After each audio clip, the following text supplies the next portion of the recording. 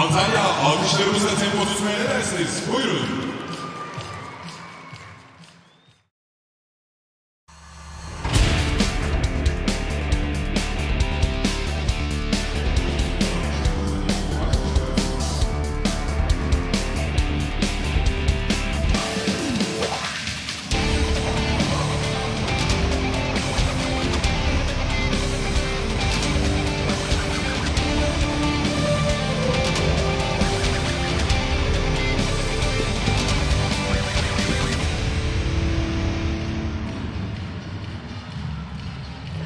Welcome to the second day of competition at this year's Antalya Grand Prix.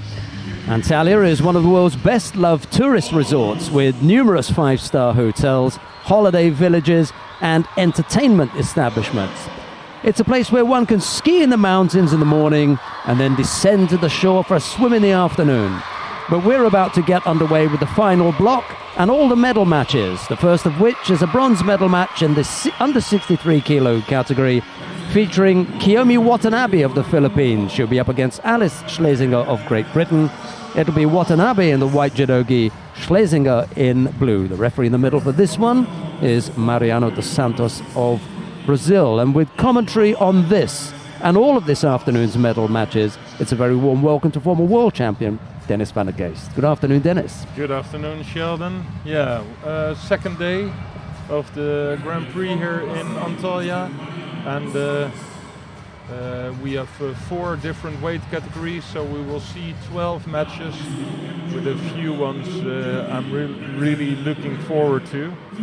Yeah, there's some tension here as well, despite the fact that unfortunately we've just got the one medal chance with the Turkish team, haven't we? Just the one, I think.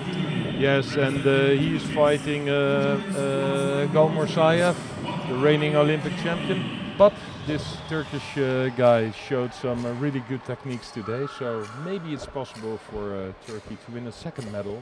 Yesterday they had 1 bronze medal in a brilliant bronze medal contest. If you have to see something back from yesterday, well, let that be that. Have a look at that, yeah. Yeah, that was great. Well, here we are underway with the first of the medal matches then. Schlesinger was one of the top 4 seeds this morning. Number 3, I think, if I'm not mistaken. Came in here as the number 3 seed.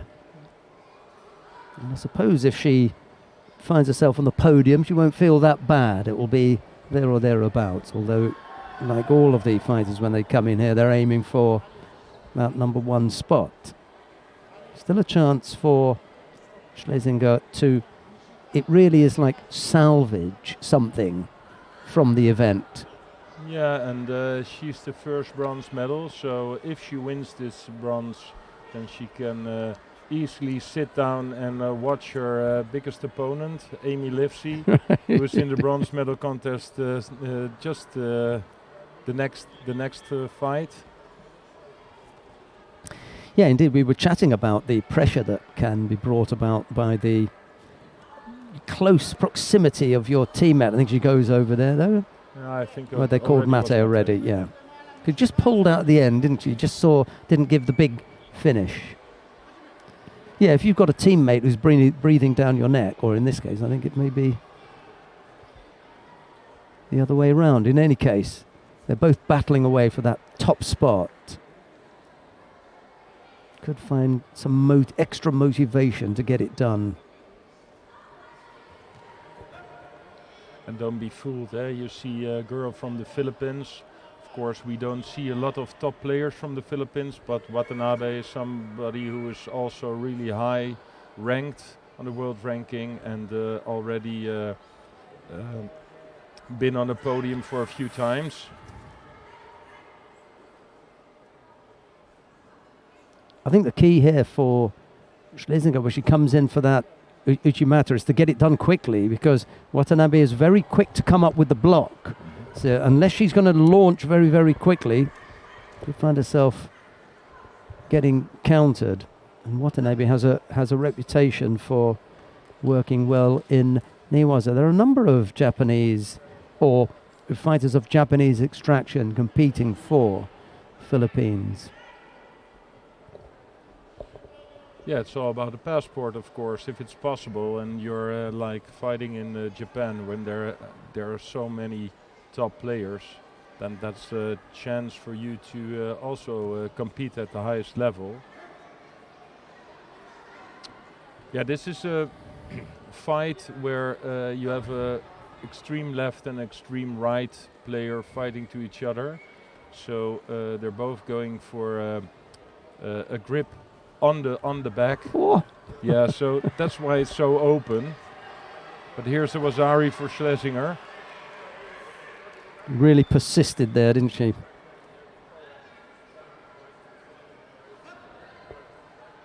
Determined to come away with something. She's got a minute 48 to hang on here. Really nice twist from the hip throw. She showed this one already 1 or 2 times and twisted to Ouchigari. So Watanabe full in power to prevent Schlesinger from scoring with this hip throw. That's why it was easy for Schlesinger to change to Ouchigari.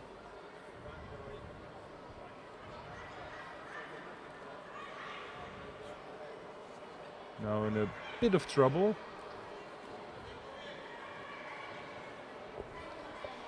It's really good to see how Watanabe is controlling the leg of Schlesinger, but it wasn't enough for the referee to call a hold down.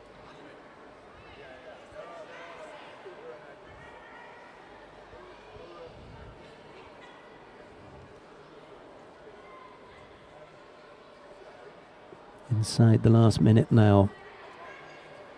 Ouchigari, another little stab at Uchimata, and she's kept up a really good rate of attacks here, hasn't she, Schlesinger? You can't fault her for that. Yeah, and she feels that she can take the risk of fighting like really open with the hand on the back of Watanabe, changing from a hip throw to Ouchigari without having the feeling that Watanabe has a possibility of counter-attacking her. Yeah, she's really worked that grip out well, allowing that in in actual fact, to get past it and around the back. It's worked out well for her. And as you said earlier, you know, you can't be pressing forward all that time when you are a Wazari down and then end up picking up a passivity penalty. It must mean that your opponent is in control of the contest, like you said. And there she goes again. Always first to the attacks. And that must be frustrating. You know, you get your hands on, you want to do something, and then your opponent's attacking.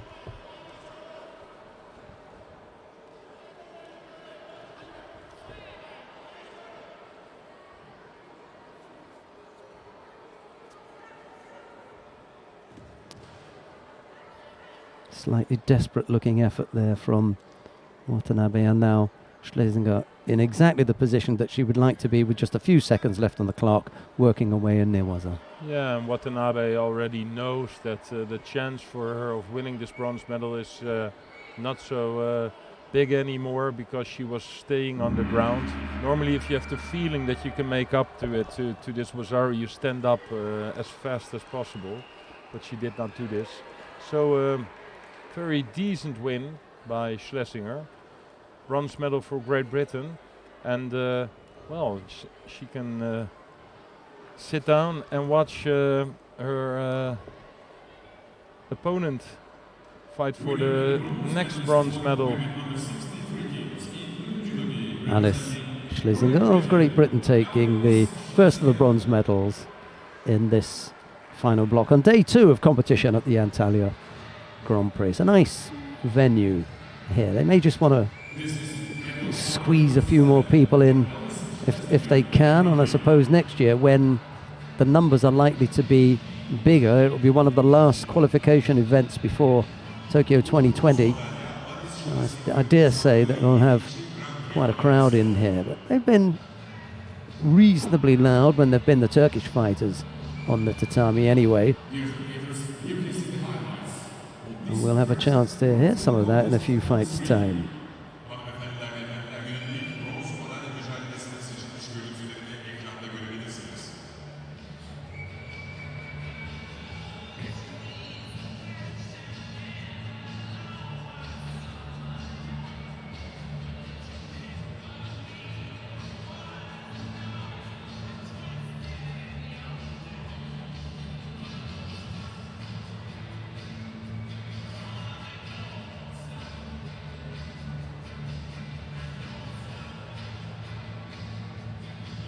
Nice twist there, just from the hip throw, twisting your hips for 180 degrees, just the other way around to the Ouchigari.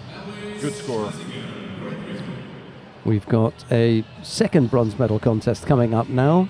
Enriqueles Barrios of Venezuela faces Amy Livesey of Great Britain. It will be Barrios in the white judogi, Livesey in blue. And the referee in the middle for this one is Jefferson de Roca Vieira of Brazil.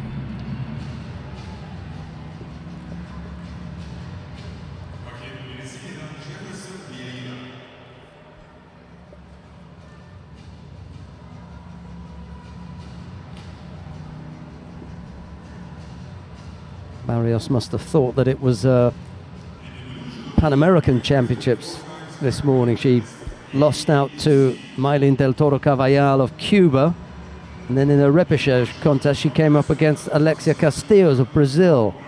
Two fighters that she'll probably be coming up against next month when they have the Pan American Championships. So maybe it's a good change for her to face a European now. She faces Amy Livesey.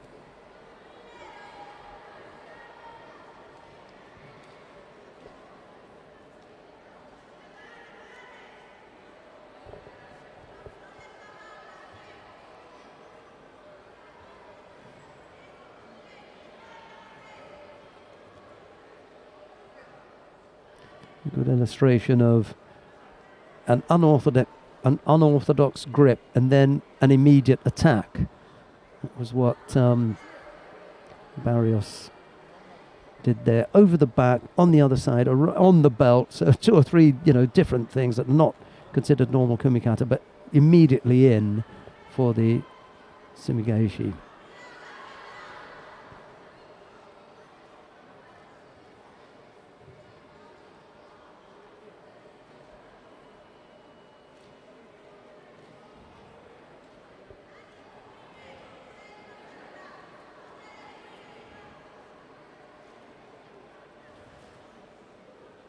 So they both know now what the plan is of the other opponent.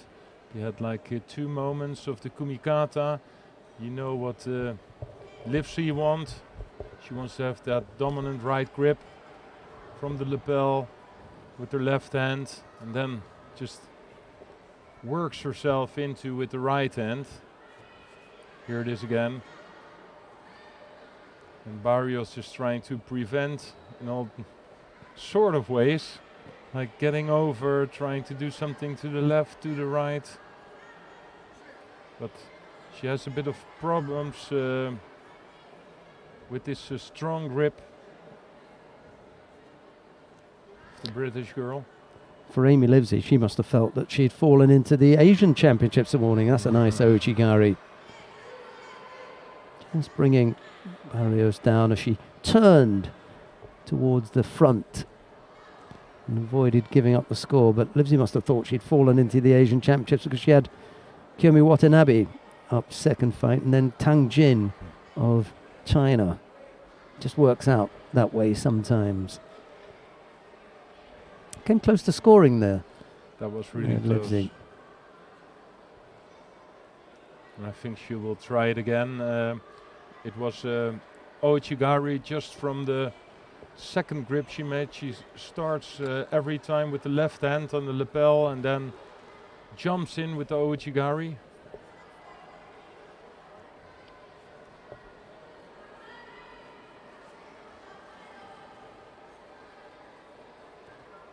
Barrios managed to break the grip a little bit of the right hand of Livesey.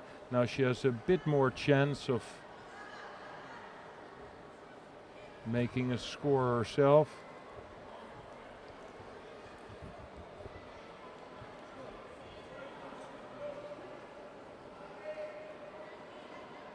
Picks up a penalty for passivity.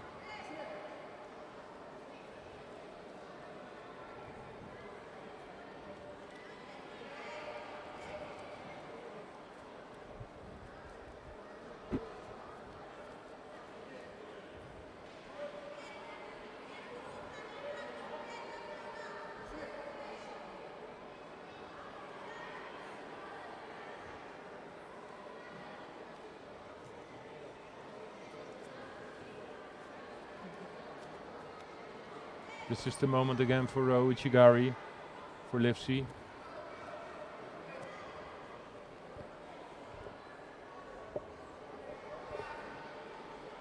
Every time she just jumps into it. Doesn't wait until they both have the grip with two hands. No, she starts with the left hand. And there it is again, the Uchigari, and well done for Ippon, I think.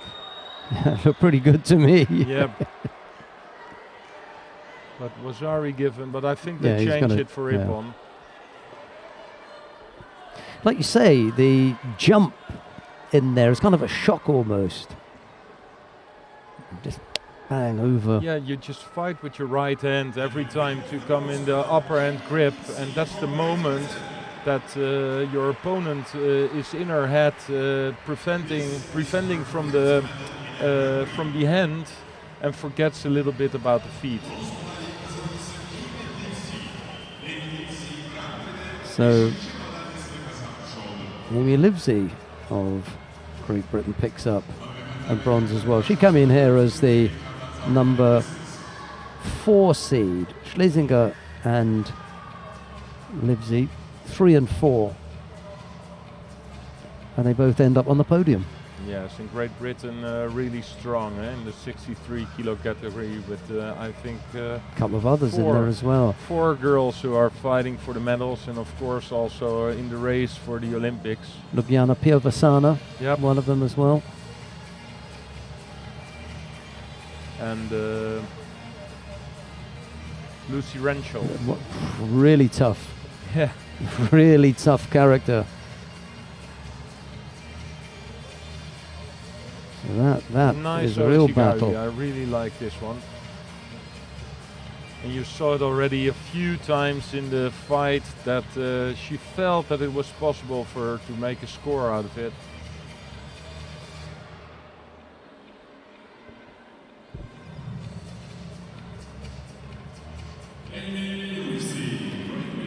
Well, we come now to the final of the under 63 kilo category. Tang Jing of China faces Maylin del Toro Caballal of Cuba. It'll be Tang in the white judogi, del Toro Caballal in blue. And the referee in the middle for this one is Everardo Garcia of Mexico. Unseeded this morning, Tang Jing of China. Well, let's see. She had a really good day and looked really strong. Del Toro Caballal was the number 2 seed, or well, is the number 2 seed. So it's quite a task on the hands of Tang Jing. Already defeated the number 1 seed, Katharina Hecker, in round 2. And then in the semi-final, overcame the number 4 seed, Amy Livesey. So it's a 3rd seed in a row here. And there is the number 2 seed, Maylin del Toro Caballal.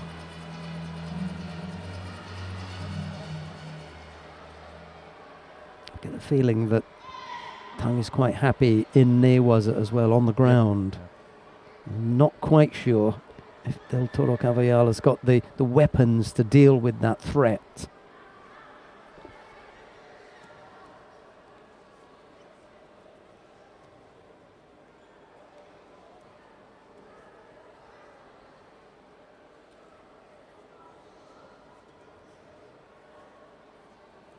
It will be a real physical fight.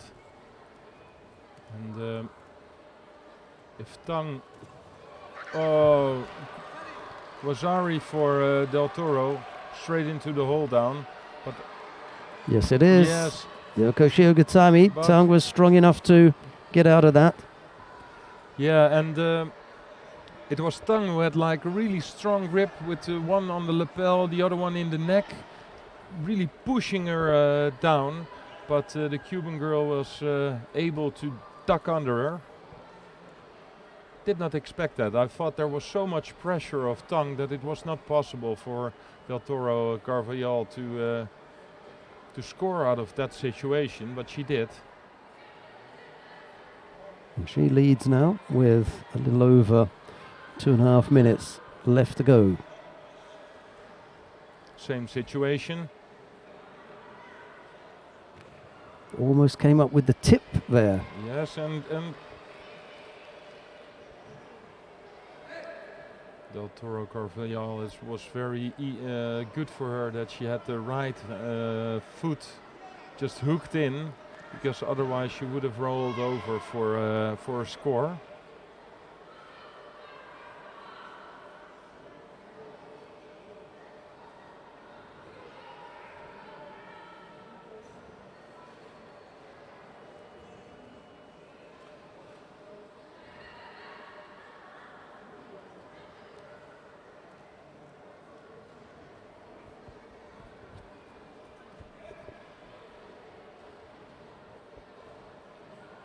Half the contest gone now. Del Toro Carvalhal with that single score leading, looking reasonably comfortable as well, hasn't come under threat yet. But she looks physically stronger, doesn't she, than Tang? Yeah, and that is what we've seen before. That Tang was like every time the stronger of the two fighters on the mat. But now she has somebody that is also quite strong, and that makes it difficult for her. But just managed to stop that from developing by putting the right leg around. again, what she did before.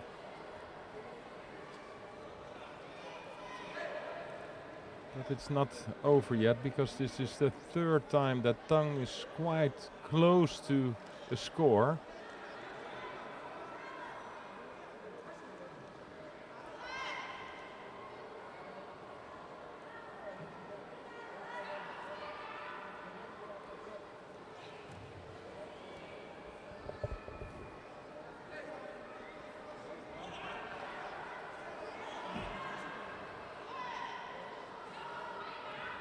Of course, in the last minute, this will be the weapon of choice of the Cuban girl.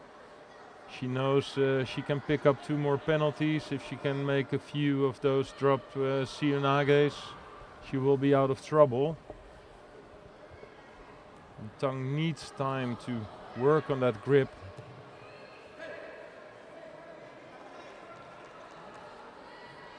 Yeah, the way that the contest has flowed has suited Del Toro Carvalhal. Tang took a bit of a whack to the chin there. First time that she's really thrown anything in to test Del Toro Carvalhal, and look when it is, 20 odd seconds left. Just hasn't been as aggressive as she could have been. No, but I also think that for Tang it's easier to fight the right-handed player, because then she can put the power on with her hands. Now every time she's too late. Takes too much time for her to get herself into the right position. This is still really close, but it's Carvalhal who wins the gold medal. Well. Maylene Del Toro Carvalhal of Cuba takes the gold medal in the under 63 kilo category. Dennis van der Geest is going to tell us. Yeah. She won 1 bronze medal at a Grand Prix, so this is her first gold medal. What a thing, eh? First time in the final, gets it right. Yes, and this bronze medal she won was not so long time ago, because it was in Tbilisi at the Grand Prix. She won a bronze and now topped it over with a gold medal. Maybe 2019 is her year. Yeah, well, at least it started quite okay. 2 for 2 on this trip, because this will be 1 trip away from Cuba for her. She medalled, as Dennis said last week, in Tbilisi, taking a bronze medal. Her first Grand Prix medal was last week, and now she comes up with her first Grand Prix gold. Good news for her.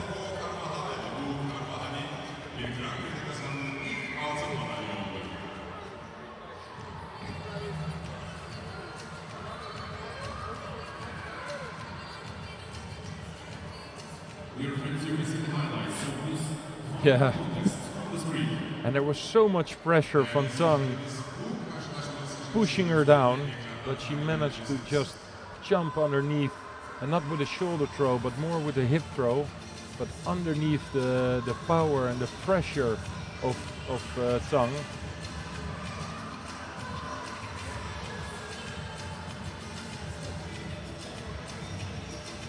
Here just jumps on her knees. Normally you jump on your knees for a shoulder throw, but this was a hip throw.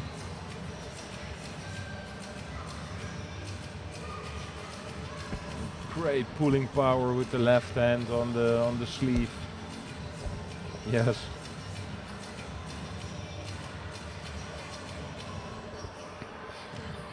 Look at the head of Tang touches the tatami.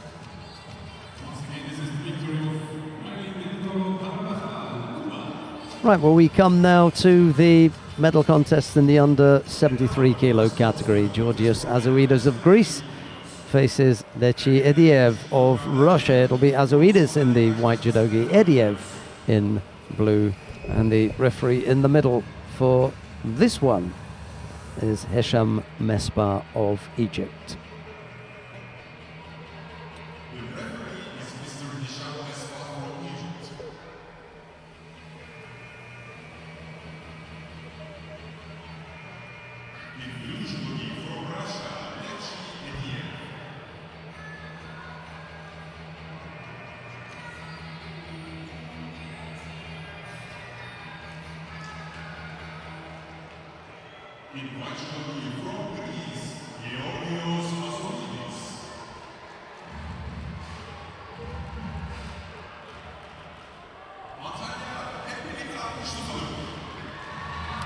Ediev was involved in a really tough contest in the semi-final, wasn't he, with Rustam Orozhov?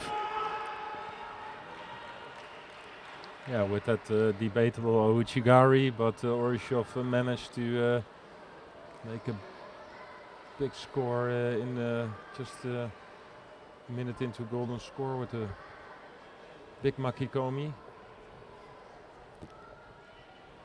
Azoides also had a good day today, fought really well against An Shangrim. Forced him to, what we said earlier on, to push the turbo, because he was 2 shidos down.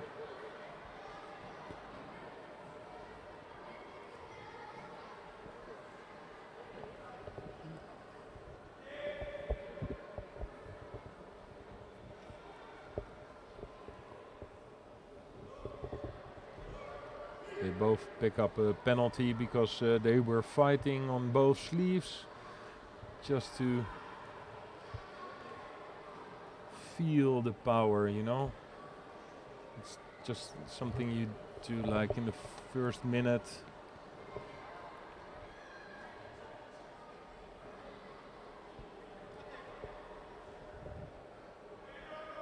They're both players that like to fight with one hand on the back, but then you know that you're in danger as an opponent, so that's why they're fighting so hard for the sleeves.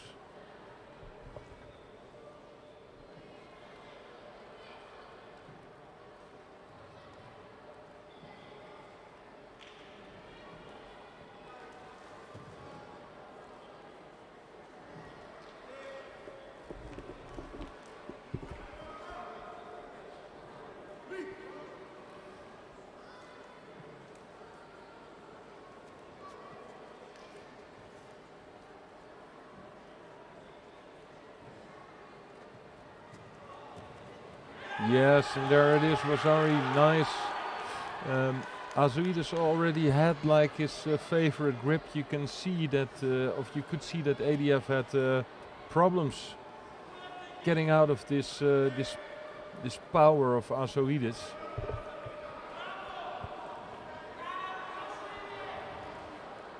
Started with a sort of satse and then turned his hip just into the body of Ediev, forced him down to the ground for Vasari.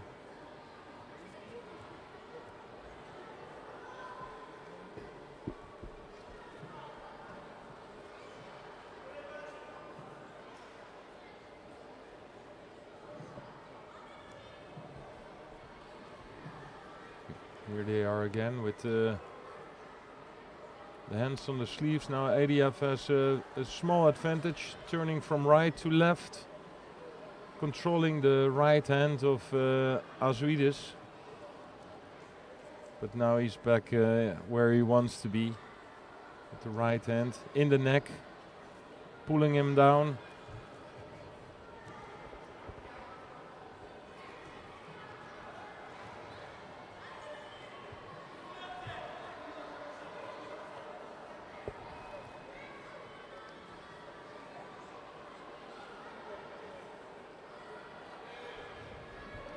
Trying to get his leg out. ADF turns, lying on his other hip, because that was his only escape, and feels that he can do something on the ground, because he's the one with the Wazari down, but puts a lot of time here, and well, this is one chance for him, because it's 20 seconds. He's working on the arm lock. He feels that it's possible, but I think Azuidis just managed to get his shoulder out just enough. He knows just a few seconds more and then he wins. Here the arm is out, the arm is out. Oh, this was really close. So I don't know if Azuidis could see the scoreboard ticking the seconds away, so he could wait for it, but he has really has a problem with his elbow. So the arm lock was there, and he just had to wait for a few more seconds. He knew, like, okay, I have a Wazari on the board.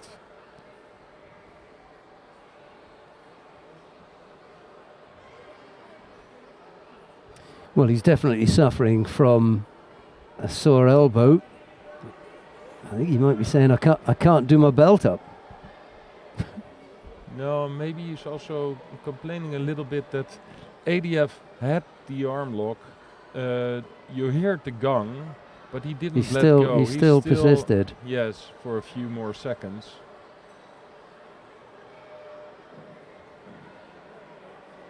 Oh, this is frustrating for ADF. Just lost for the bronze medal, and yeah, it takes a while. But he really has a problem with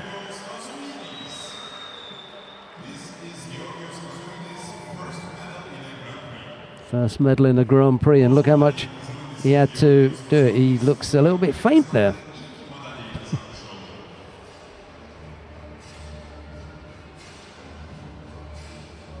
Yeah, maybe if it was like 3 seconds more, then he would have tapped out. Yeah, how far will you go for the medal? Score was really good.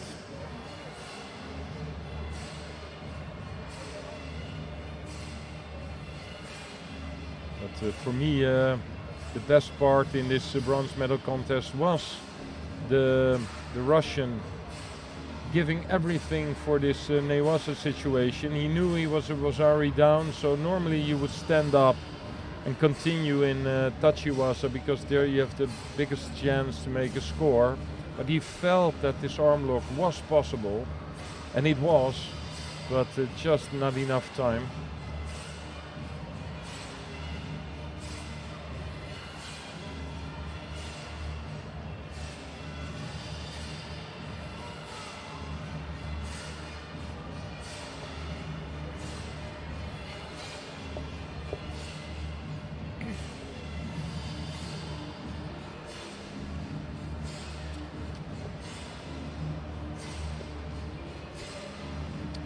Good Wazari. We come now to the second of the bronze medal contests. Dimitro Kanivets of Ukraine faces Guillaume Chain of France. It's Kanivets and the white judogi, Chain in blue, and the referee in the middle for this one is Turbat Entsetseg of Mongolia.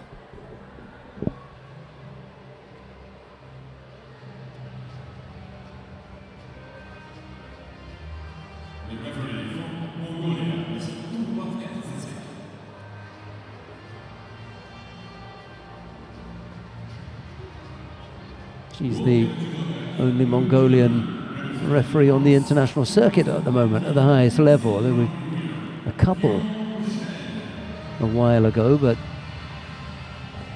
just Turbat at the moment.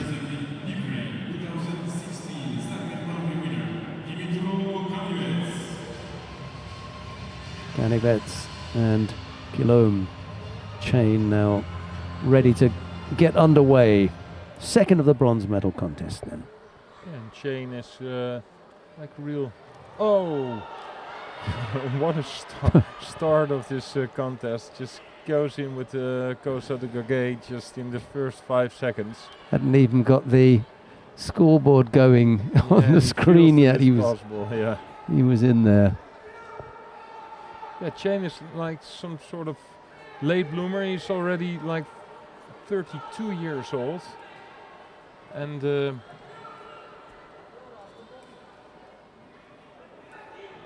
just the biggest time in his career. He was fighting European Opens, and but it was the last few years that he's really making progress. And of course, his biggest win he had last week in Tbilisi with the first place.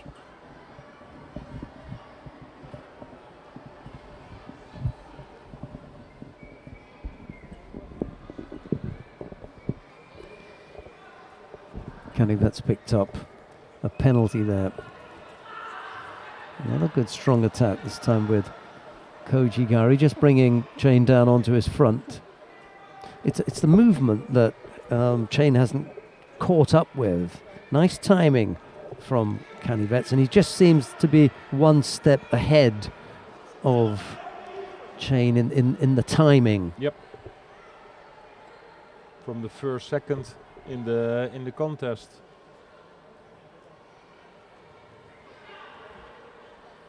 So if you look at the scoreboard and you see the Shida of Canivets, wonder how it got you that. think, yeah, what happened?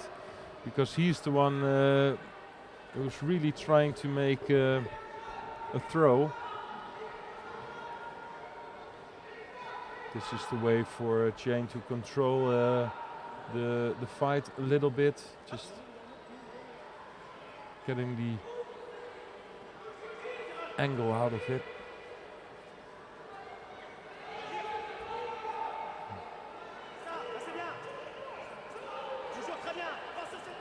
So what will happen now is maybe Canivets will get another Shido.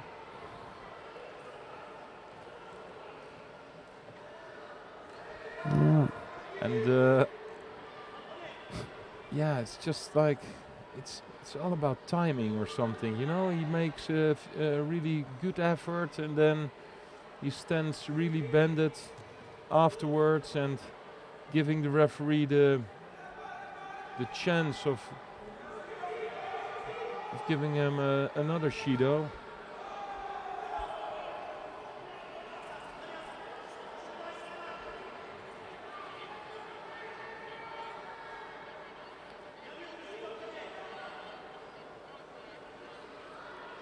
As a coach, I would say, like, okay, well, you're maybe really close to this third Shido. Just try that Kosa de Gagay one more time, just or nothing.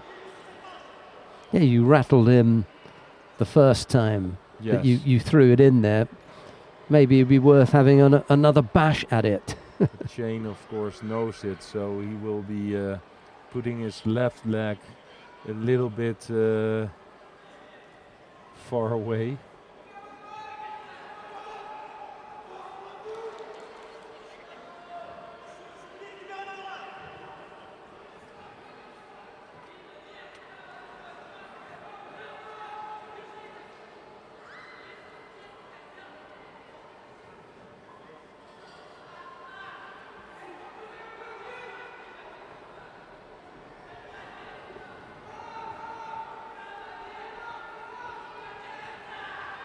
Makikomi effort from Canivets, but he fell away fairly quickly, and Chain actually assisted him on the way down, just making sure that he didn't get too close.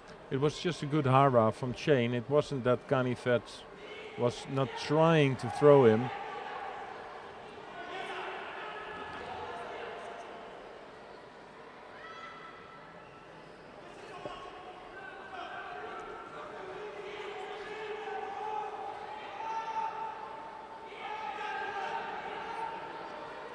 Kanivet is really fighting a strange fight.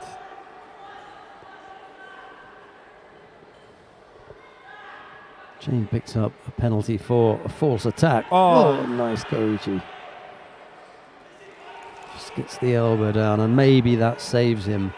Yeah, but now I already see Kanivet's making 3 or 4 good attempts. No scores, but almost. And still on the scoreboard, it's Chain who is in front. With the advantage. In the advantage, yes.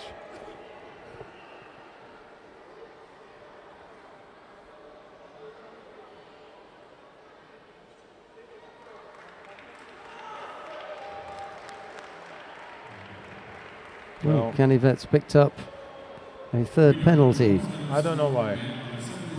I missed it.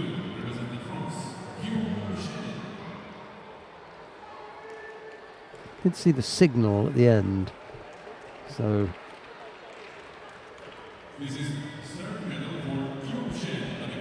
I completely missed it why this third Judo was given.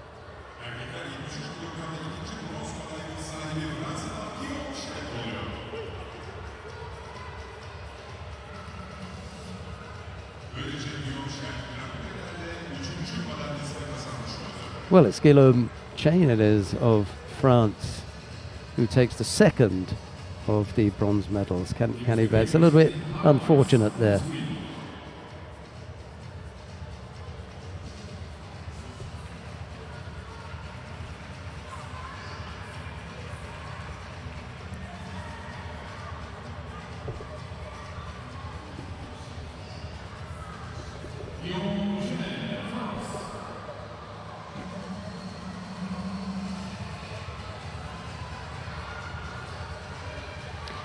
We come now to the final of the under 73 kilo category, the much anticipated clash between the current world champion An Chang-rim of the Republic of Korea and the current Olympic bronze medalist from Azerbaijan, Rustam Orozhov. It'll be An in the white judogi, Orozhov in blue. The referee in the middle for this one is Friedrich Anna Maria of Hungary. Here's Dennis van der Geest. He's been waiting for this one. Yes, of course I've been waiting. These are the two players I really wanted to see in the final.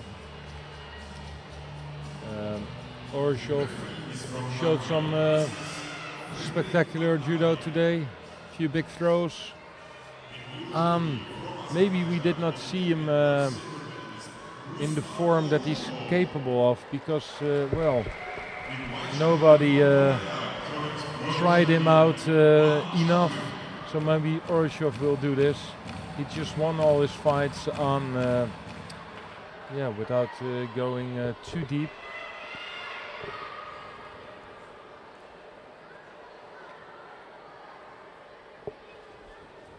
They know each other really well, fought many times.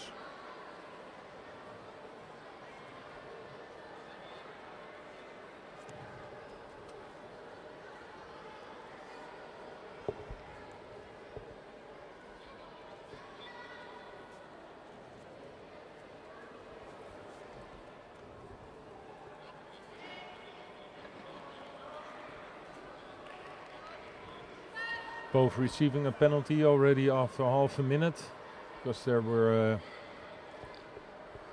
into the kumikata. They both know that if they have the right grip, then they're both capable of making a score. So that is why it's so important. Oh, and there was the Tayatoshi, his trademark. But it was also really good to see how Orozhov managed to step out of it. He's got the height, hasn't he, for those occasions when you need the long limbs, one that can keep you on the mat to help you to lift the other one. Otherwise, maybe you'd have been over. Yep. Stepped off that really nicely. This is a good matchup. Yeah. You know what Oryshov wants, eh? He wants to have this left sleeve and then wants to put his left hand on the back of Aan. Small head bump.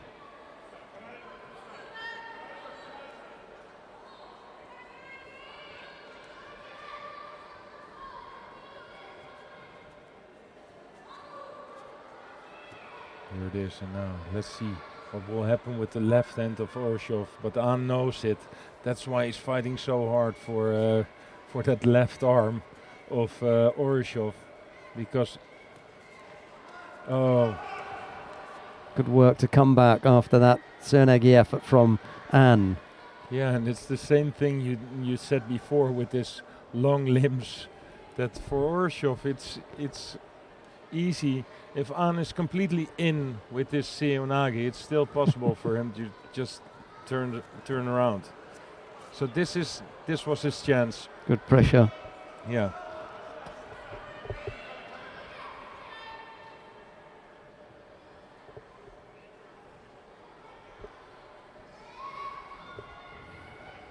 Nicely balanced at the moment. Minute 20 odd left to go. Shido apiece, no score yet. Final of the under 73 kilo category. Look how hard Aan is fighting for the left arm of Oryshov, because he knows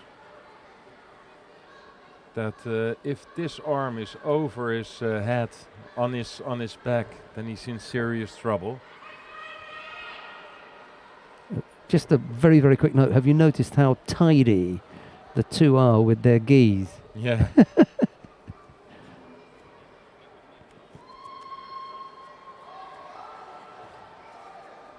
Nice chase going on Yes. here. Look, there's Here, a break. yeah, Tidy yeah. up, stick in. Yeah. Off you go. If we fight the final, we fight in style. Style. Yeah. I want to Yeah, look good. yeah. Half a minute left to go. Still finely balanced.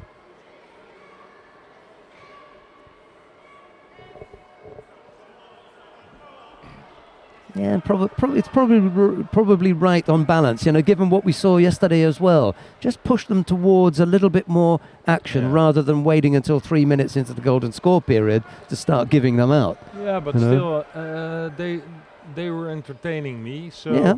I think these Shidos are okay. So they Ooh. want to make a change. I'd have taken both off then. Yeah.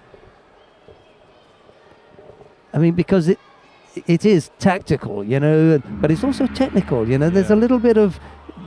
It's not an easy thing when you've got two such highly accomplished fighters to get past the grips. It is going to be difficult. And if they were just blocking, you could say it's one thing, but they're actually really trying to get hold of each other so they can come up with some big attacks. But this will be very interesting, because Oryshov knows that he has to do a little bit more now. Yeah. So he will be pushing more forward, trying to get his left hand on the back of Aan. But Aan is, of course, for him, this is his game, you know. Somebody who pushes forwards is really... well, maybe this is a score. I think Oryshov... Look at this. Look what happens. And again, this was not... That wasn't the one. There that was was another the one one. after. Okay, not to worry. Yeah, and they've had a look at that, and they decided to go on. I think, again, we come back to that point of control, and definitely had the start of it, and that ended up with Oryshov on his back, but not with an in control. No, but Oryshov made the Sumigashi because he as was a result of as a result. He was out of balance. This is going to be it now. There's just too much pressure coming from Aan. I think if you ask Anne, like, make this Seoinage 40 times in 1 minute, he's capable of doing He it. can do it, and that was actually pointed out to me by someone that I often chat with. He's just managed to get off it that time. Orishov is now in an all or nothing situation. Yeah, He he's just gotta goes go for it. Just tries to get his grip over, just hooks his legs in, tries to make a score. Yeah, that was the worst of them. But he fell away from that, didn't he? Yeah, but he will launch a few more for sure.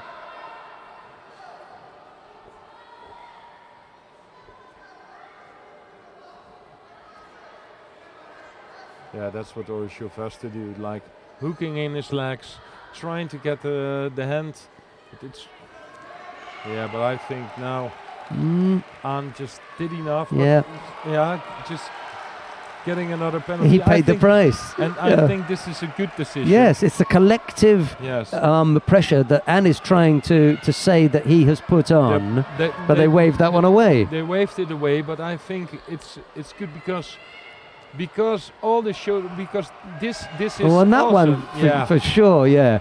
Just give this second Shido. Now you can give it again, because what An is doing is not giving Orishov 1 second of time to make a proper throw. And he just jumps on his knees every time, and he just continues jumping on his knees. But this were 2 or 3 attacks that... And they weren't attempts to throw. No. We've seen the same thing with his teammate Cho Guam in the under 100 kilo category. He's very similar. 5-6 attacks in a row, none of which are actually meant to throw. All they're meant to do is to pile up this pressure, and as Dennis was saying, to stop his opponent from getting an attack in.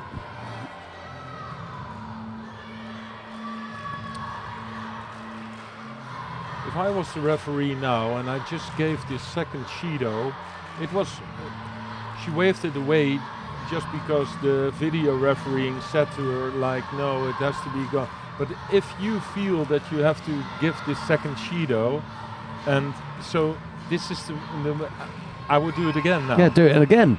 Yeah. For that, actually, I'll do it for the last attack. Yes, because he then came in one that was even weaker with only one hand on.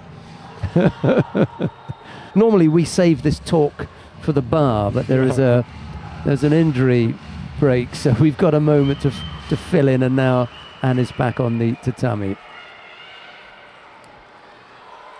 They show a lot of sportivity. Yeah.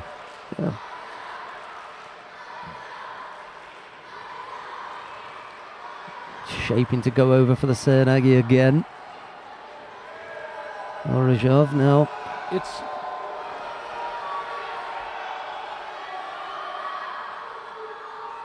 He's looking at him again. Yeah, she wants to give that, but she's been told no once, so he's a little bit reluctant. It's already almost a minute later. Ochigari, good effort there from Orishov. This is what Orishov is going to do with his long legs, putting in Ochigari. Maybe he's getting one more chance to make the Haragoshi or the Kage from the outside.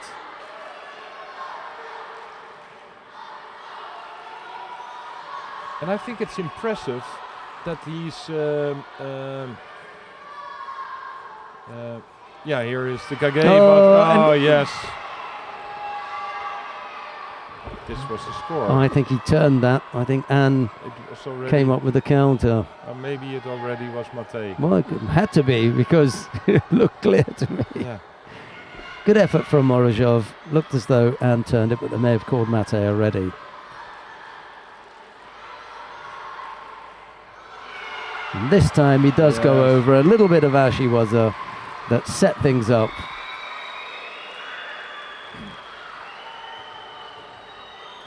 Well, he got tested again, didn't he? And Changrim. And in the end, Orishov had a few chances when he was really opening up the fight. And for me, it was really good to see how Orishov defends against all those Seonage attacks. Because we know An as one of the best throwers with Seonages. And the last 10 Seonages looked really... Well, how do you say it? Poor. Yeah. I wanted to say something else, but well, you've used up your 3 already. yeah. It was a poor effort. And then, you know, what you've got to look at is the level of the competitor facing Ang Chang Rim, Olympic silver medalist, you know, top draw fighter, and he's asked now not only to match him, but to beat him, because the expectation as the current world champion is that you're the favourite, you've got to do it. And he just finds a way to step things up. There's the little Ashley, was it, that ends up bringing down Orozhov and the push down to finish. Really good push. He has his grip on one side, so he can really control the left shoulder of Orozhov. But great final though, not many big attacks or something, but I enjoyed it from the first second on, because these two players are the players who win the medals at the Worlds, at the Olympics still, and you can see this level is so high. Yeah, there was a lot of tension in the lead up to the contest, and as the contest went on, it remained that way. You know, it could have gone this way, it could have gone that, Shido maybe here or there, but in the end, when it came down to the single scoring opportunity, it was Anne that came up with it, with that Ashley Wazza.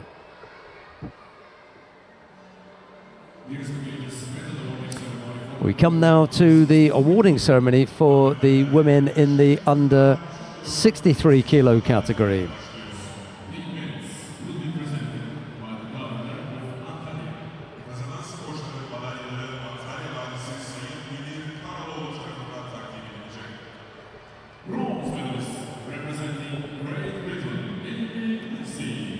The first of the bronze medals goes to Amy Livesey of Great Britain.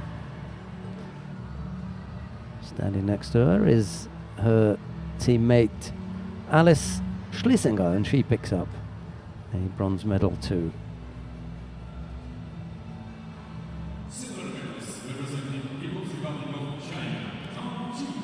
Silver medal goes to Tang Jing of China.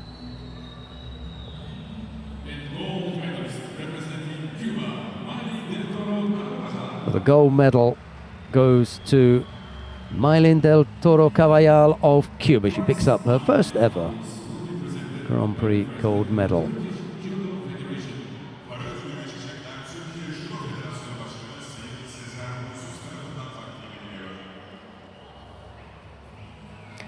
The medals were presented by Mr. Munir Karaloglu, the mayor of Antalya, and the prize money is being presented by the president of the Turkish Judo Federation, Mr. Cesar Jesus.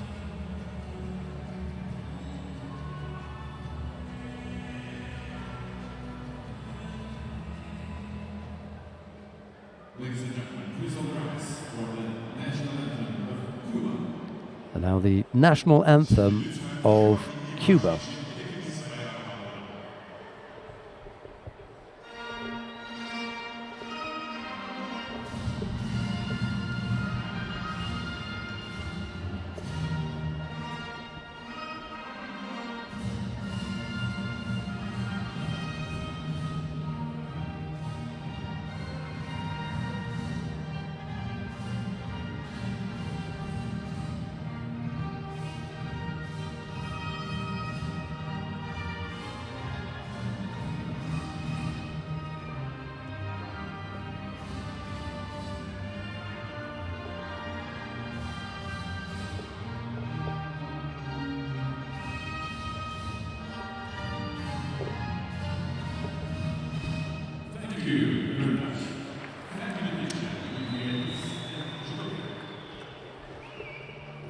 Right, time for a picture with the winning quartet, the VIPs.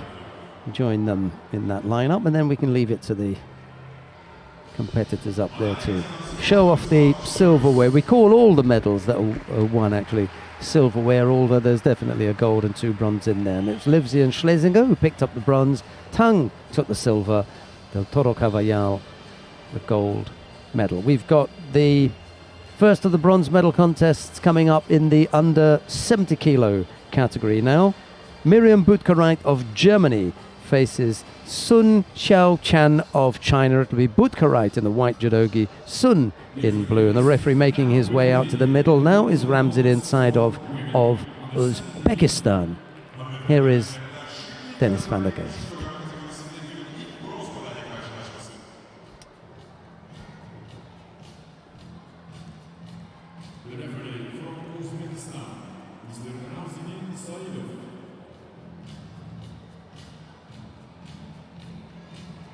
Miriam Butkerite. Really in good form. Won a silver medal in Düsseldorf Grand Slam this year. And I think she's the favorite in this bronze medal contest.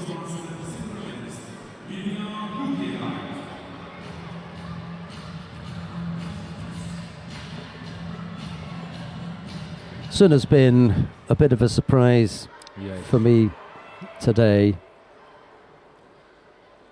Won her opening contest against a very difficult German opponent, Sandra Diedrich, and then she overcame 3 times world champion Yuri Alvear. Yeah, and that was a really strong fight of the Chinese girl. Alvear was, the whole fight was like in control. It looked like it, but in the end, Alvear tried to make a throw, tried to roll her over, but rolled herself into Newaza, into a hold down, and that was Sun who won that fight. That was in golden score as well. Yeah. And then she overcame Alyona Prokopenko of Russia before losing out in the semi-final to Elisavet Telsudu of Greece. That's how she got into this bronze medal contest. Oh. But Great managed to get over on that side and put in an attack immediately. That was a good example of how that works. Strong was it there, but a little bit too fast. She had the elbow, and sometimes you just have to take a little bit of rest then. It was a few years ago that you did not get so much time on the ground, but now the referees give you a bit more time to work on it because you need it. You need, if you have like a small advantage, you have to take the time for it, just build on it. This was absolutely a chance for Butkerite.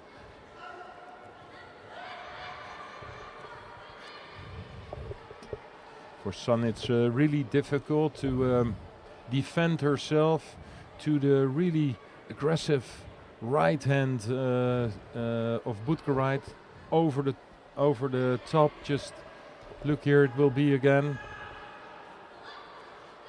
Just a little bit too long. Yes, but she's gonna just give him the benefit of the doubt there. Yeah, for Wazari, but like Sun already gave up. Yeah.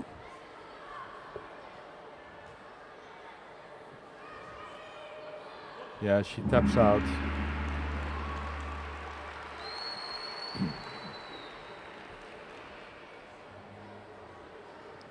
But I said before, Butkerite was the favorite in this fight, and you could actually see that she was a lot stronger. It was really difficult for Sun to defend against this right-handed grip, this over-the-hand grip, over the head grip. Didn't know that Butkerite spoke Chinese. No. Well, I think she said it's a real talent, eh? Yes. Yeah. Like, how you're doing? Yeah. But I think if we see it in the replay, I think Sun really fell hard on her back, but not only on her back, also on the head. Yeah, I think she also got just before that, when they were in that Newaza exchange, a foot to the side of the cheek. That kind of shook her up a little bit as well.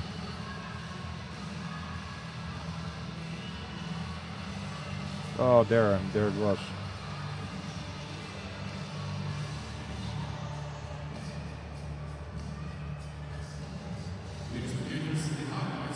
She's completely gone there, wasn't she? You saw the extremities, the hands had just said, that's it. It's difficult to see what happens with her, but just like in the health of her fall, you see that something happens with her head, you know, like. Here she goes. That's oh yeah, the just one. the impact against Yeah. maybe the elbow in the head, Yeah. as the head went back and then forward. Let's probably get a good look at it here. Actually, that's the one that is completely covered. No, yeah. The other side is the other was a side, good it look was- yeah, already, was a and we good look, we but saw it then. Yeah. Yeah. So in the fall, she already lost, and okay, the referee gave Ozari. I think Ippon was also okay, but afterwards there was no intention anymore of getting out of this pin. And like you say, a lot of the athletes, you can see when they are sporting towards their opponents. That was an example there. Yes, yes. Well, Right. I think that's really something into judo. Right, coming up next, Alunia Prokopenko of Russia faces Elvismar Rodriguez of Venezuela. It's Prokopenko in the white judogi, Rodriguez in blue. The referee in the middle for this one is Mathieu Bataille of France. You're right about, being sporting against your opponents. That's a nice thing to see.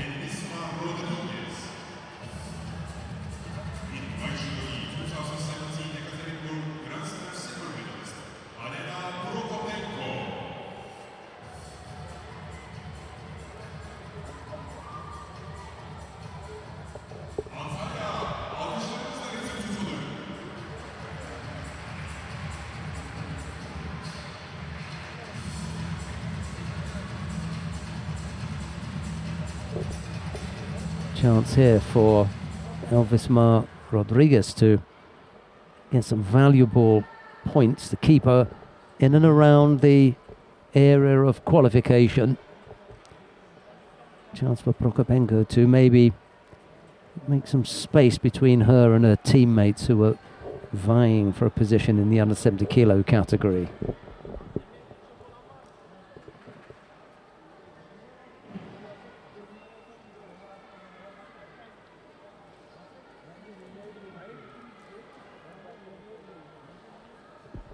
Yes, because it's completely open for the Russians here in the 70 kilo category, because they don't really have one who is in the absolutely number one.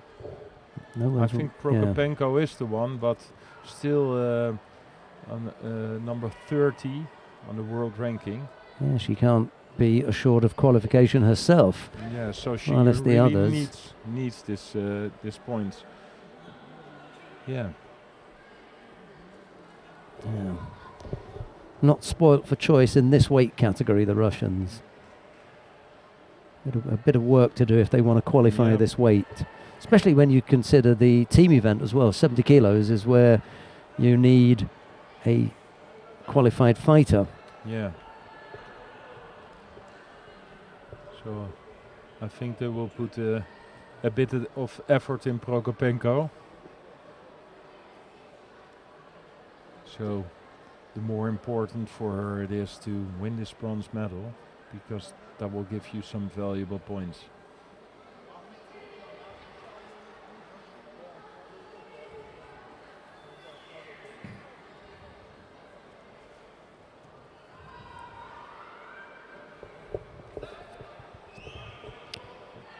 Yeah, that's a good tactic from Elvismar Rodriguez. Just trying to keep Prokopenko away from getting settled. So she attacks really, really quickly, and it was a strong enough effort to count.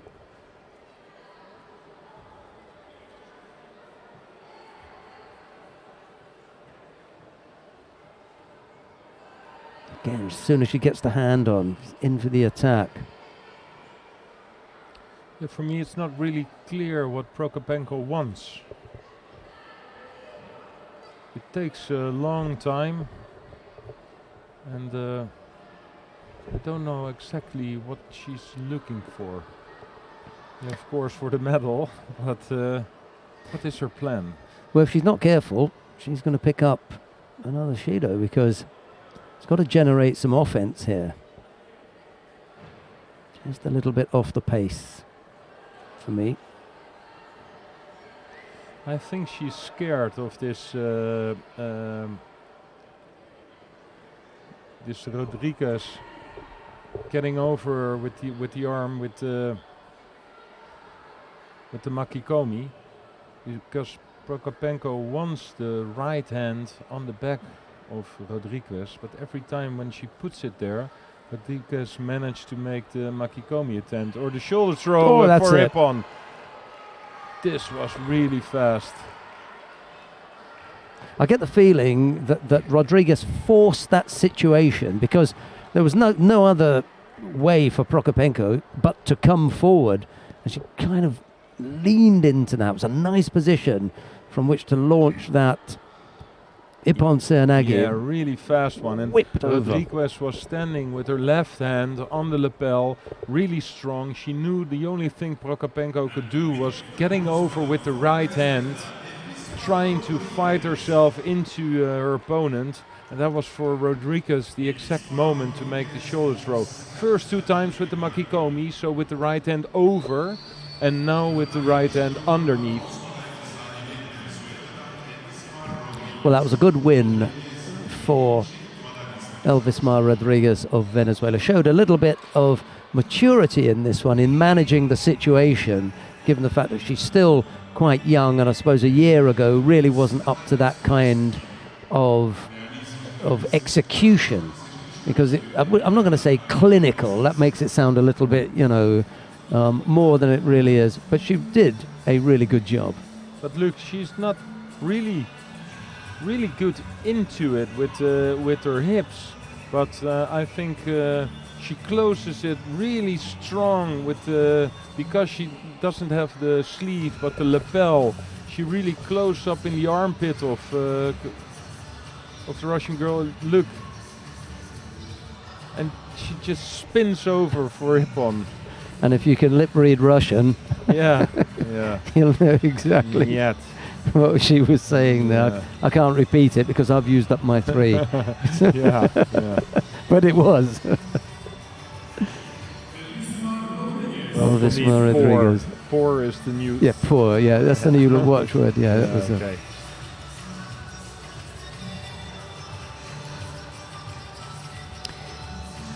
Right, well, we come now to the final of the under 70 kilo category. Maria Portela of Brazil faces Elisabeth Teltsidou of Greece. It'll be Portela in the white judogi, Teltsidou in blue. The referee in the middle for this one is John Ramakers of the Netherlands.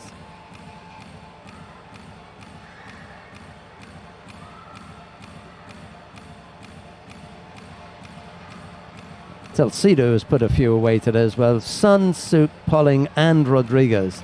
That's not a bad lineup from Teltsidou. Had a really good day. Yeah, really good day and a really strong fighter. And if I see like what she won, not so many medals. Yeah. But if I see her fighting at this moment, she's really strong. Could be her time, although Portela is an exceptionally difficult fighter to get past. She's got that short, squat, awkward frame for the under 70 kilo category. Teltsidou herself is not as tall as some of the others, but Portela, I suppose, must be the shortest in there. Yep.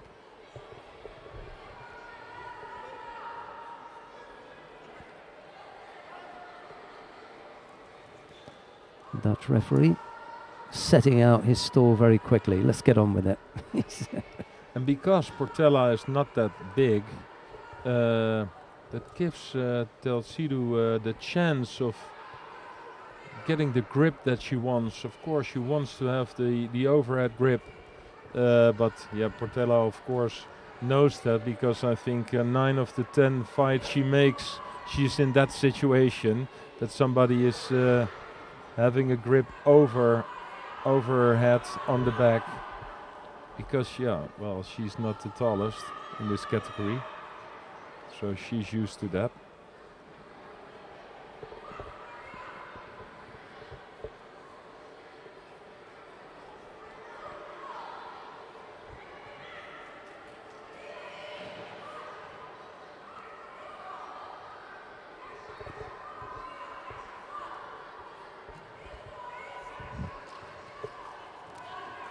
Here the hand on the belt, trying to look for the hip throw.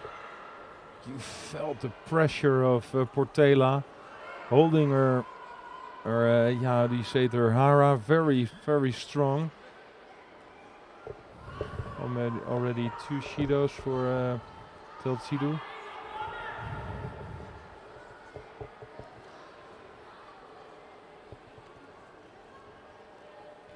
So she's not going to grab on the belt again.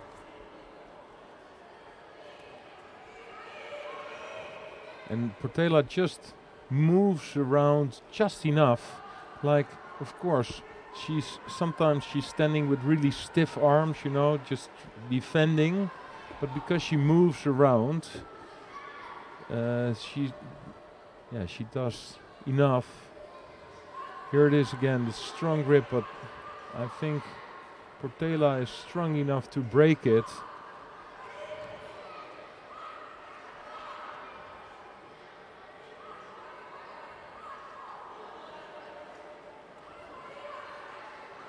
And she already felt like, if I can continue doing this, oh, here it is, the over. So now she cannot wait too long. She cannot wait too long. Here it is. Oh, yes. Unbelievable. I just said she cannot wait too long, because if she had waited maybe 1 or 2 seconds later, it was Mate, and she definitely had got a 3rd penalty for just gripping on the belt. What a finish. She launched like a real big hip throw. Hey, this girl was on fire today. Today was the day.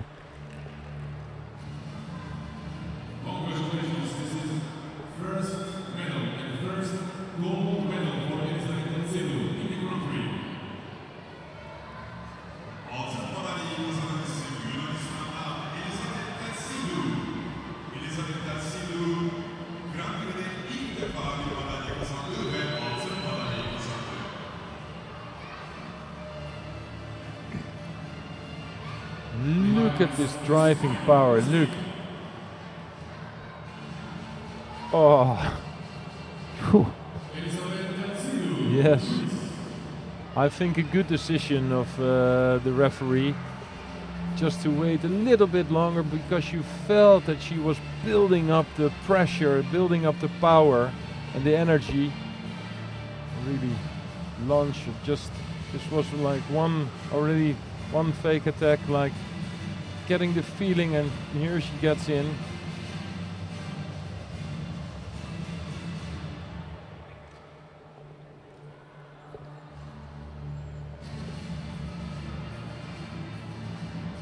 That was already like, okay, here, this is what I'm going to do. Oh man. Gave you a quick look. Yeah. Did you see that? Well, have another look. But as an opponent, you know what will happen. If somebody has you like in that grip, it's just like, it's power against power.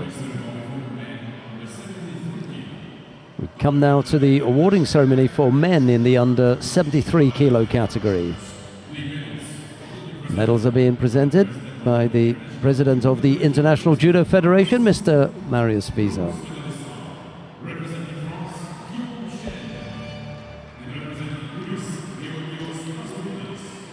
Bronze medals are being presented first of all to Guillaume Chain of France. There's a bronze medal also for Georgios Azoidis of Greece.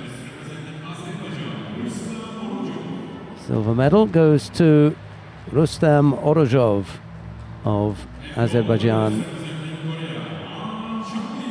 The gold medal goes to An Chang-rim, the Republic of Korea.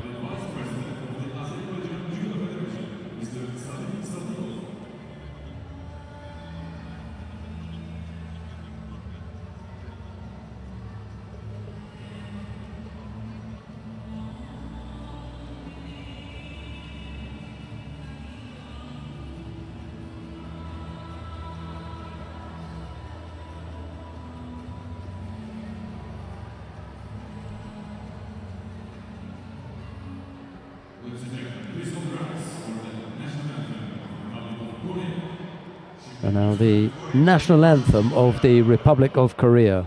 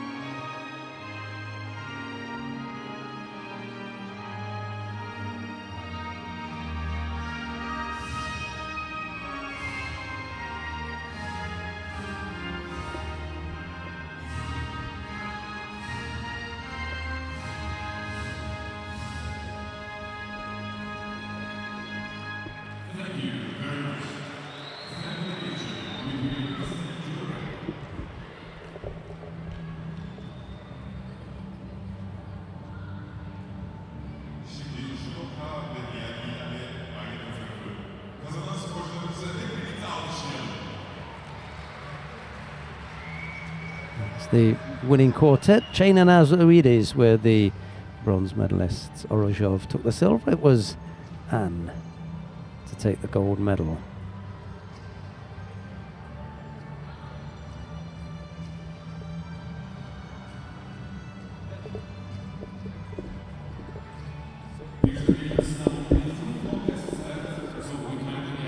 Right, we come now to the first of the bronze medal contests in the under 81 kilo category. Mohamed Koch of Turkey faces Hasan Kalmuzayev of Russia. It'll be Koch in the white judogi, Kalmuzayev in blue. The referee in the middle for this one is Orlando Cruz of the Dominican Republic.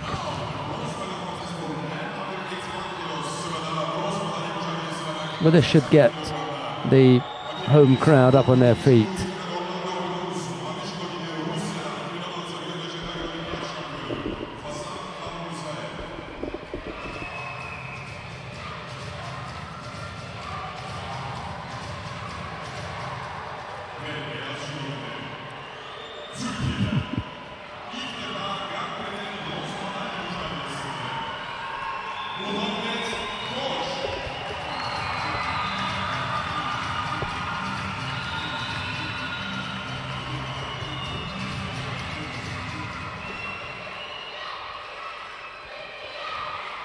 Gosh, with a real job in his hands here, facing the man with the gold back patch, indicating that he is the current Olympic champion, Kalmuzayev.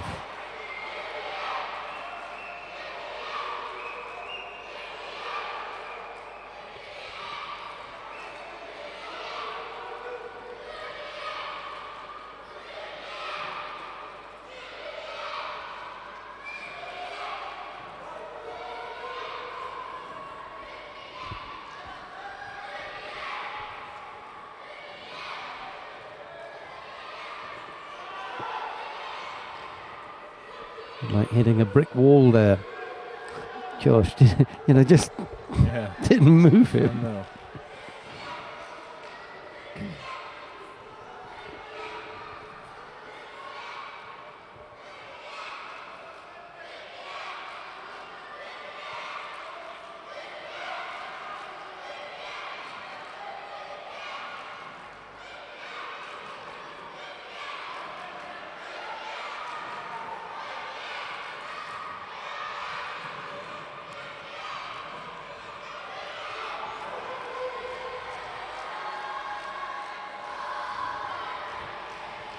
Both fighters picking up penalties there. Kalmuzayev looked a little bit surprised, but there's one thing looking positive and the other thing taking an action. And whilst he may have been searching for a grip and looking for something to happen, you still have to attack, and to be honest, he hadn't. So they both picked up penalties. Yeah, and he has to watch out, because this Turkish guy, as you said. That's what I said. I've seen him before, and he's like a real good judo player. because he threw, I don't know who it was, he threw somebody with a Seonage. I saw today already he won in the rapid charge against Albayrak, and I thought that was like the best Turkish player at the moment from who I gave the biggest chance of winning a medal.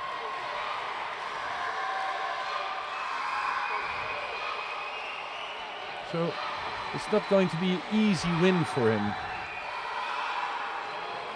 Just needs to get the hand a little bit higher up. And this is too long on the belt. Yeah. And it's not necessary. No, you could have had it 2 or 3 centimeters higher. Yeah. It would have been safe.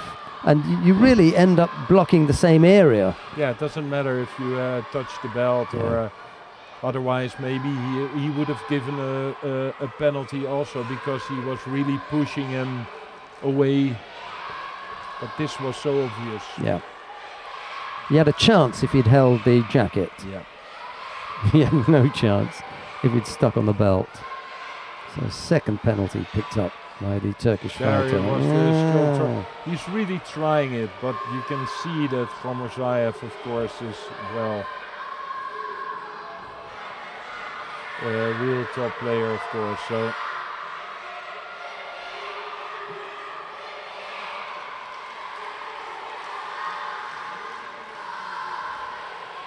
but this is a good story about your opponent is never as weak as you think, you know? I like that one, yeah.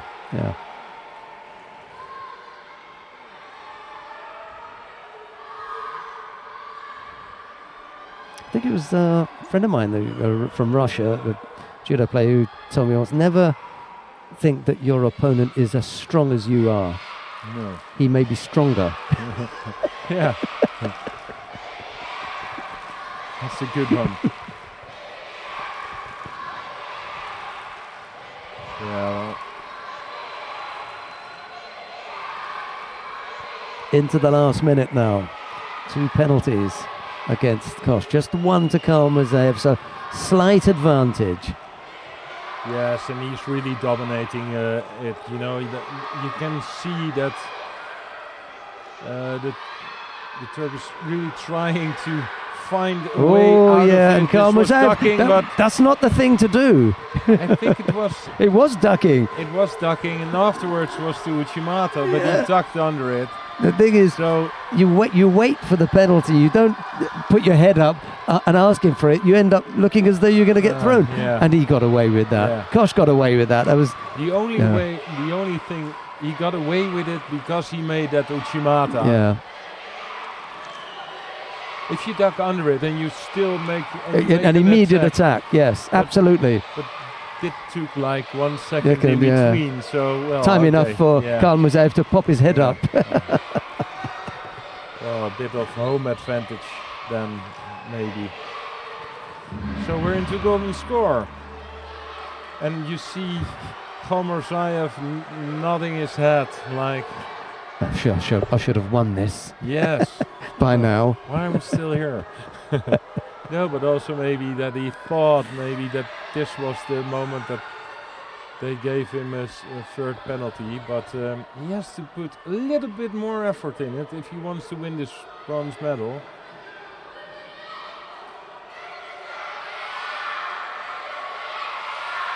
Because we saw with his Ouchigari that Koch is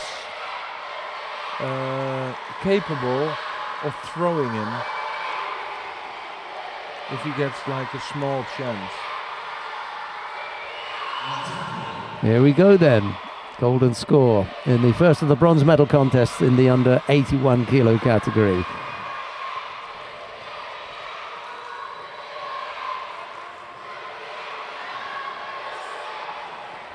That's a better spot for him to take hold of, just above the belt, around the back.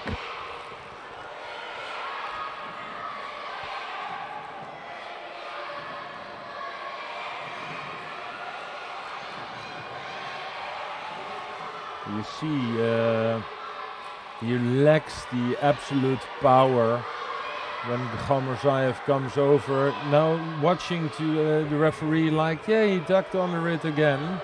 So asking for this third Shido.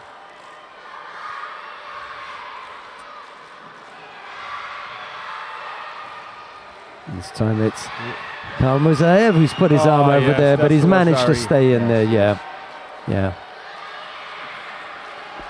He was close to getting caught himself, but he managed to stay in control and bring Mohamed Kosh down onto his side. Yeah, but Kosh also was defending again with the hand on the belt of Khalmurzaev. Did not have the power to break the grip, and the left hand of Khalmurzaev on his back was with way too much power for him. But I think, of course, you want to end up a day like this with a medal, but I can think he can be happy with this day. He showed some good judo, gave everything in this bronze medal contest, of course, and lost against the reigning world Olympic champion. That's not a shame.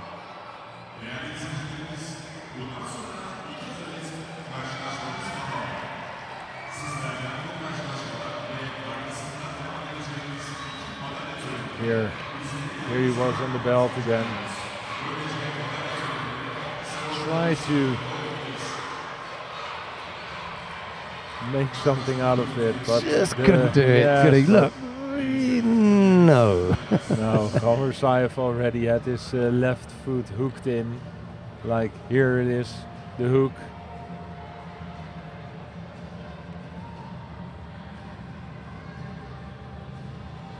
But he gave him a real hard time.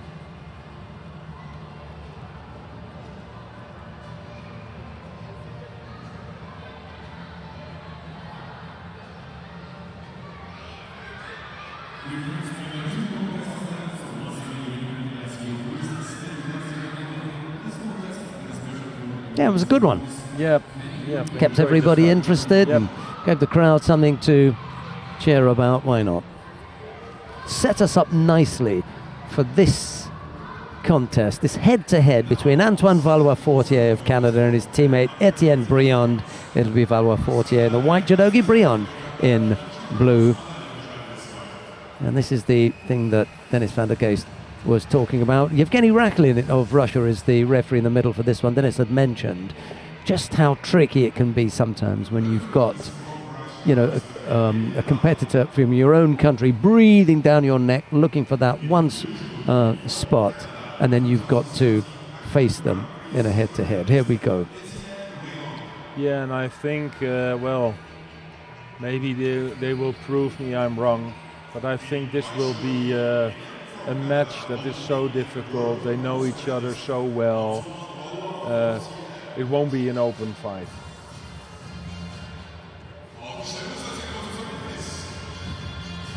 Funny thing is it's quite possible that they may have had to travel out together, stay together, all kinds of stuff. Made years of Uchikomi together. And now here they are. Because of course Canada is also a small judo country, so they travel all the world around looking for sparring partners. Because of course in their own country sometimes it's not easy to find enough people for as sparring partners, so they travel around a lot, so they know each other very well.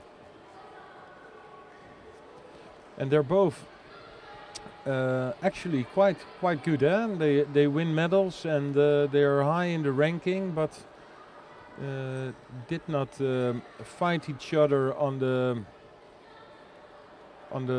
tour. The tour many times. I saw only one time, but it's already some time ago. And it was in the European Open in Sofia in the final. It was Briand who won that fight.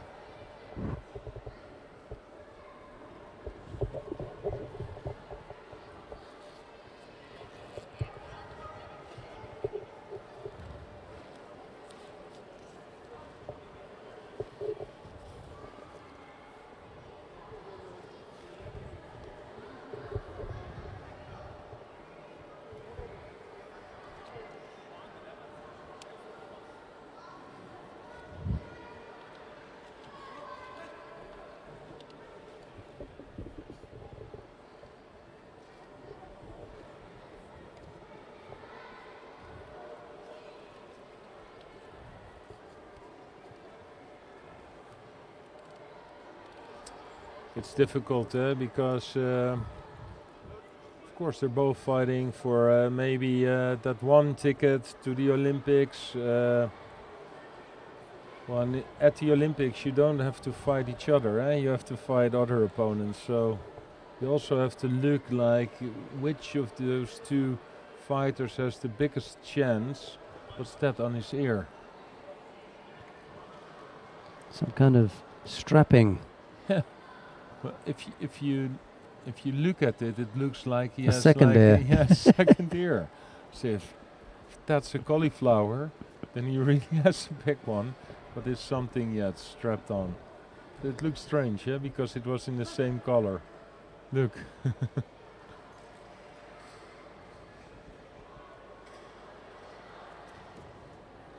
Valois Fortier in the grip is always up and around that area, isn't he? Yeah.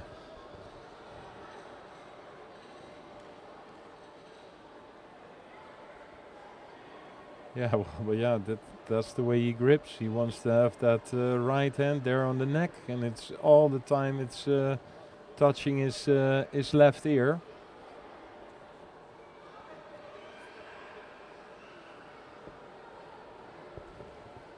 Yeah, Brian will get another penalty.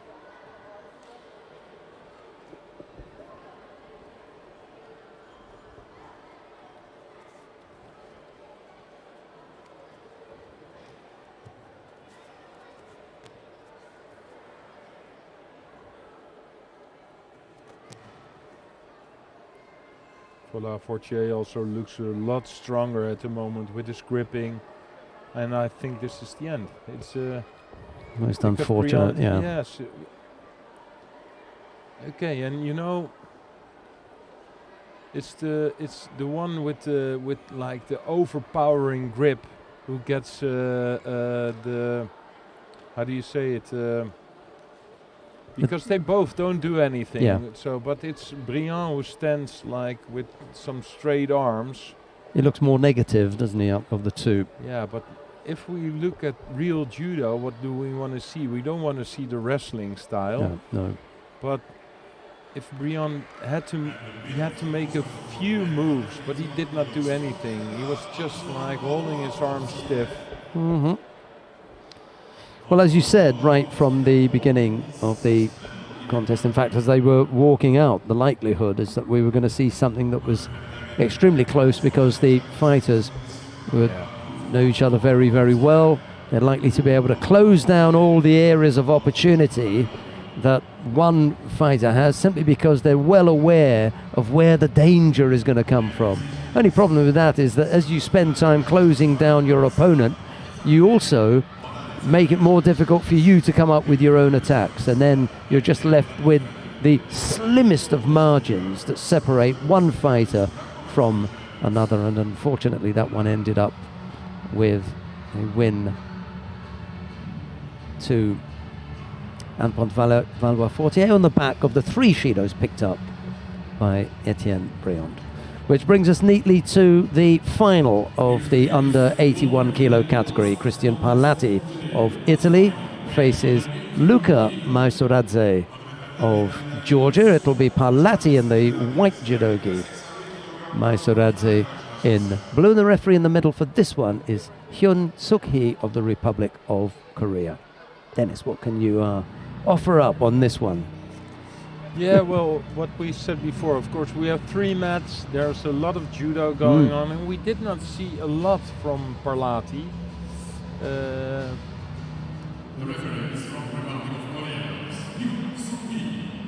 Yeah, just the one contest I remember seeing with him. I think that was when, well, did he not go up against Vedat Albayrak? Yes, Albayrak, and that one he won. Yeah, Albayrak picked up an injury in there that was slightly self-inflicted. I thought for a moment when I saw the replay that Parlati had executed almost like a Wakigatami type action on him, but he hadn't. It was Albayrak who put his hand down.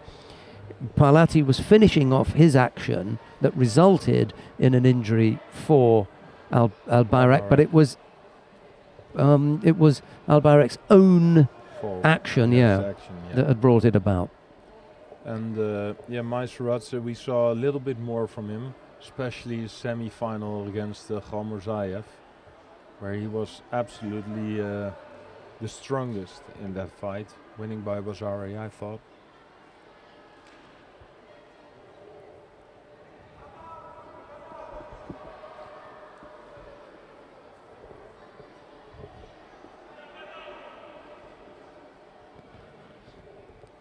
Both fighters picking up gripping infringements there. The option to take an unorthodox grip is there if the fighter wants to take it, but they have to use it, and they can't take it and then use it negatively. Oh, he gets into it. Not finished yet, No. and Parlati ends up bailing out. No, and you can see Maisaradze, of course, has this typical Georgian style, of course, with the hand over the back. But look at the size of Parlati. He has really long arms, long legs, so it's really difficult for Maisaradze to get to the back of Parlati. Now you have to go around. Yeah. Oh.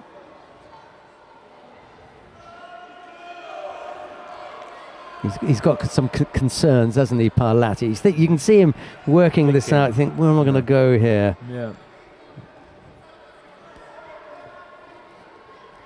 Maisaradze is a little bit reactive at the moment. He hasn't yet been in there first. There he is now. And over goes Parlati. And they gave Ippon. But he's not really sure, so he tried to, but the referee says, trust me, it's Ippon. Yeah. Yeah, but you never know, you Yeah, know, absolutely. they can change Yeah, it for yeah. Bazari. I think it was still for Parlati. Yeah, good one. Yes, Yeah, but it's done. it's an Ippon. Well, Parlati can see it on the big screen. There's a huge screen up in the venue, all nice high definition if he wants to have another look at himself going over. But as far as I can see, there wasn't a great deal to argue about with the, the execution and finish of that technique.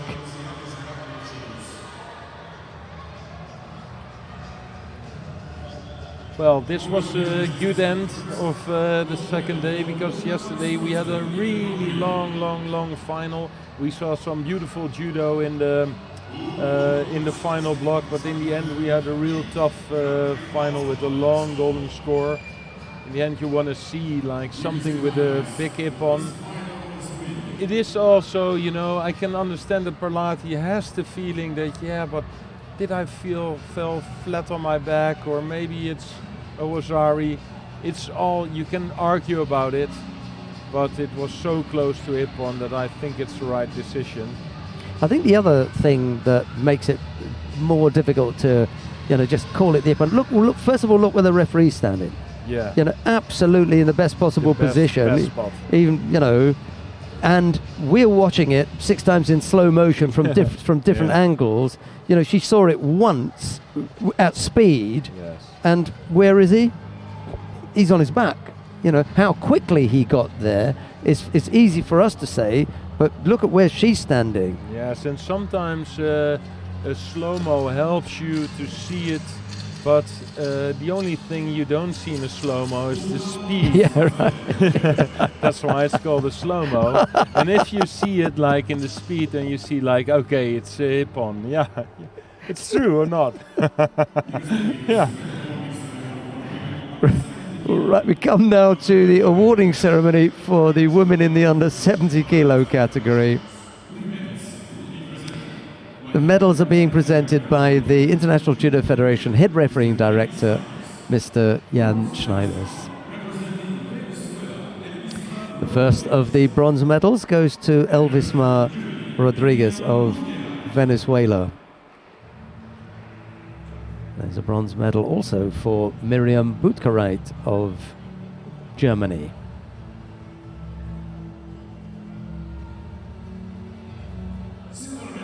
The silver medal goes to Maria Portela of Brazil.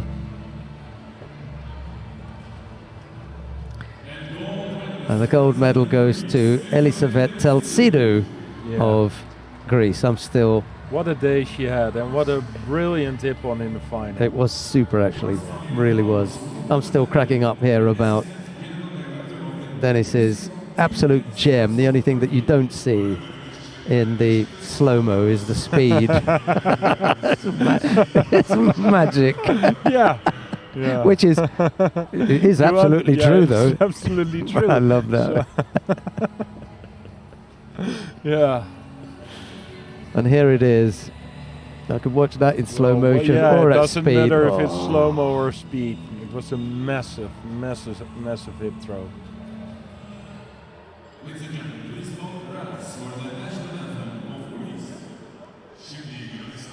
And now the national anthem of Greece.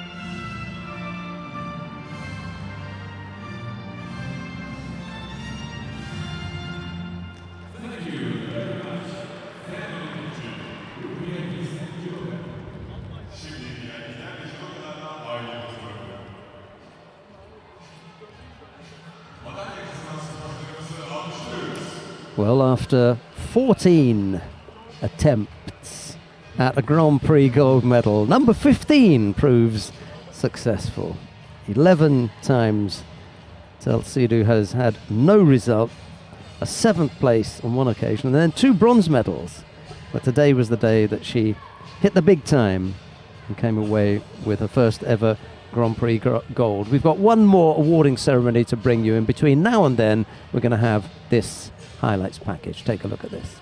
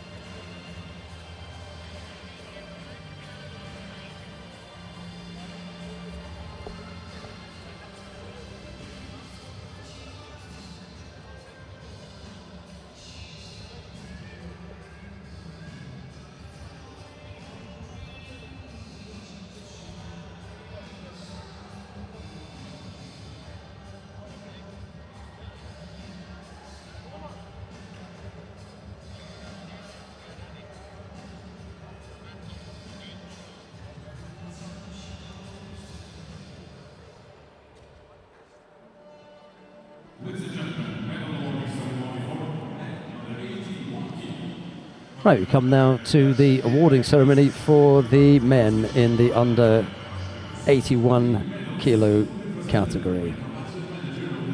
The medals are being presented by the International Judo Federation competition manager, Dr.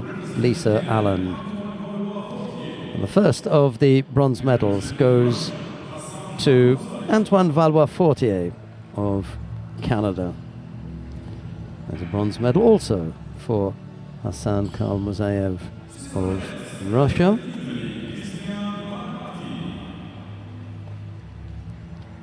Silver medal goes to Kristin Parlati of Italy. The gold medal goes to Luka Maisuradze of Georgia. And the prize money is being presented by double Olympic medalist Indrik Pertelsen. He's up there. Yeah, we were talking about him. Watching his nephew fighting today. And here he is making an appearance, the big fellow. Giving some really hard handshakes. Oh, When can we you talked imagine? it, yes, unbelievable. Crushed up there on the stage. I will meet him later on. I'm already scared for it now.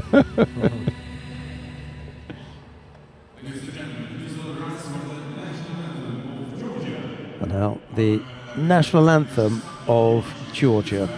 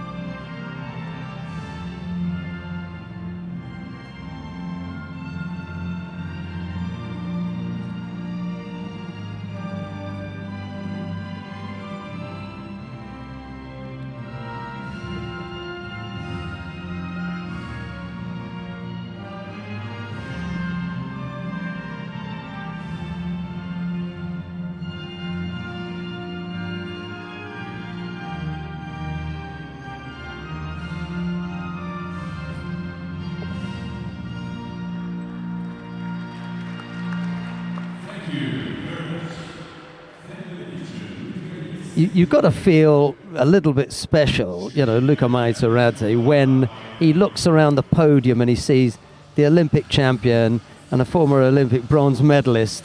He's pushed them into, you know, places below him. Okay, and Kristin Parlati will probably feel to be good. He feel good to be up there as well. Valois Fortier and Karl Musayev were the bronze medalists. Parlati took the silver. Maisuradze the gold medal. Yeah, this will be a picture. Maybe he will put it above his bed or something, because he showed some excellent judo today. And if you see all these big fighters standing next to him, yeah, we'll be proud. We'll be back tomorrow with more action from the third and final day of competition. Join us then. And it's from Antalya, from former world champion Dennis van der Geest, myself. Bye-bye for now. Goodbye. See you tomorrow.